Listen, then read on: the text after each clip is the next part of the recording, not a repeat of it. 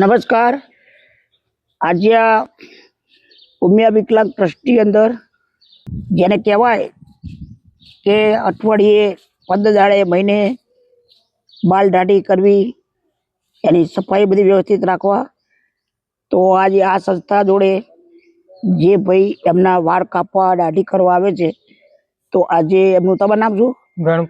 ગણપતભાઈ જાડે મુલાકાત કરી. શું કામ કરવા આવો છો? બાલ દાઢી કરે. હા, તમે કેટલા સમયથી આવો છો? 15 વર્ષ. 15 વર્ષથી. તો તમને ભલે તમે બહાર પેટ માટે તો કાર્ય કરતા હશો, બીજાનું કરતા, એ વખતે તમને કેવું ફીલ થાય છે? અને આ લોકોને તમે આમનું કાર્ય સેવાનું કર્યું જે કરતા હોય તો તમને કેવો આનંદ આવે છે? સારો આનંદ આવે છે કે અને તમે ખરેખર આ લોકો તમને જ્યારે દાઢી કરો કે બાળ કાપો તો વ્યવસ્થિત બેસી શકે છે? બેહા છે બધા? મારે તો બેસી જાય. એમ તમને આ રીતે ઓળખે છે? એટલે તમને તમે અહીંયા આવો, તમારો પ્રેમ, તમારામાં પ્રેમ છે તો જ તમે આ જગ્યા ઉપર આટલા 15 વર્ષથી આવી શકો.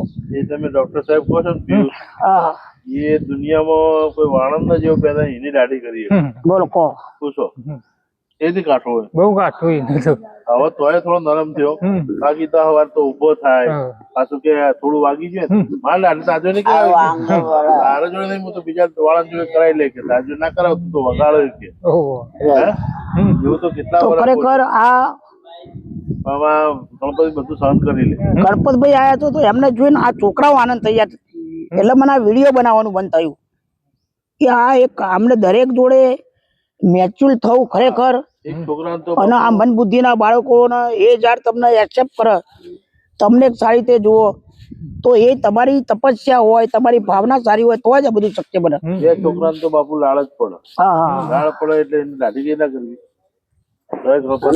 વિચાર કરે દાઢી કરે. ખરેખર પેલા હતો પેલો પટેલ કલોલ નો, તો એ તો બહુ હાવ કરતા હતો બાપુ. તો એની દાઢી પછી હમણાં પેલા કાકા આયા હતા, એક્સપાયર થઈ ગયા, પટેલો જ હતા, એમને એવું હતું બાપુ. એમની દાઢી કરી બહુ અઘરી. ખરેખર બાપુ પૈસા તો જોરે કમાય, પણ આવું જે મુશ્કેલીનું કામ કરવું એ કંઈક તમારા પરભવની કઈ પુણ્ય હોય તો જ તમે આવી સંસ્થાઓની અંદર આવું કામ કરો કે જેને કઈ મગજ જ નહીં, એ આપણે કઈ રહે આપણો ભાઈ હુમલો કરી નાખે, ગુસ્સો થઈ જાય, એ ખબર નહીં. તેમ છતાંય તમે ખરેખર 15 વર્ષથી આવો છો, એ બદલ તમને મળી ખૂબ ખૂબ આભાર. અને તમારું કર્મ એ ધર્મ છે, તમે જે કંઈ કરો છો એ આ બધી ઈશ્વર પૂજા જ છે, ઈશ્વર પ્રાપ્તિ જ છે. એટલે તમે કર્મની સાથે ભાવનાથી જે ધર્મ કરો છો એ ધર્મ જ છે.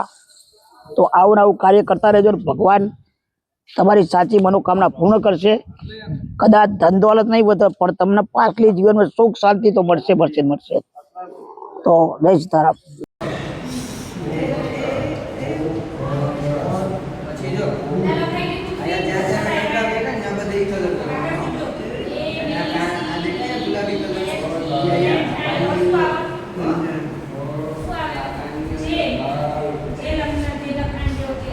કરવાનો રીસાવાનું નહીં, આપણે બધાને જવાનું સાથે. એ આપણે બધા સાથે જઈશું આજે. બોલેરો ટેમ્પો કેવું? હા હા, બોલેરો ટેમ્પો. આજે આઈસ્ક્રીમ ખાવાનો બધા આપણે ભીમ 11 નો.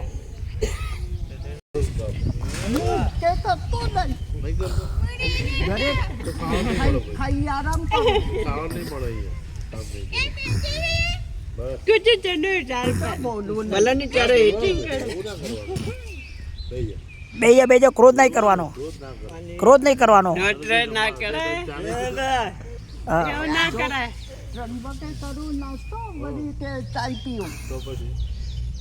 કેટલા વાગ્યા અત્યારે જોવો ને ઘડિયાળમાં? ઘડિયાળમાં કેટલા વાગ્યા? કે 9:10.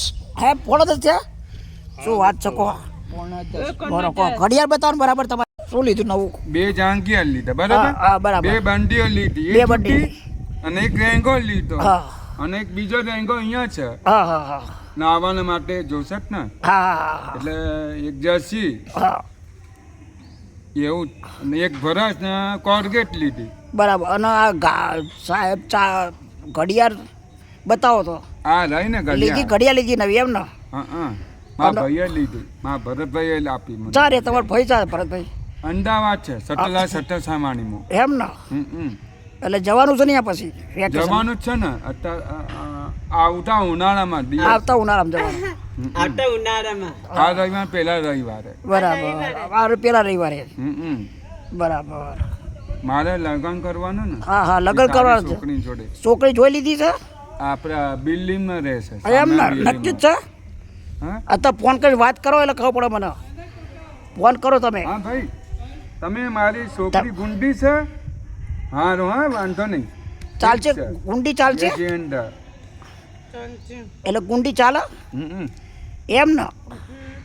પછી ખવડાવવાનું છું એને ચા રાખવાની ત્યાં અસર અમારો ઘર ત્યાં છે એમ ને? ત્યાં છે ને ઘર? છોકરી મુંબઈમાં રાખ્યું છે કેવડી છે છોકરી? સારી છોકરી છે સારી છે ને? બરાબર છે. અને તમારે પછી ઘર પછી ખવડાવ રાત આવડે જ પૂછ્યું તમે? પૂછ્યું શું કીધું? તમને રસોઈ બનાવતા આવડે જમાતા આવડે રસ ખાતા આવડે બધું બરાબર. તમારો મોબાઈલ ચાલ્યો તાર? અંદર છે અચ્છા થેલામાં અચ્છા. હાર હાર હાર. વાત થઈ ગઈ એમ ને? આ વાતચીત થઈ ગઈ બધી. જો ભાઈ બધા જોડે બેઠા છે મોજ કરો. મોજ કરો.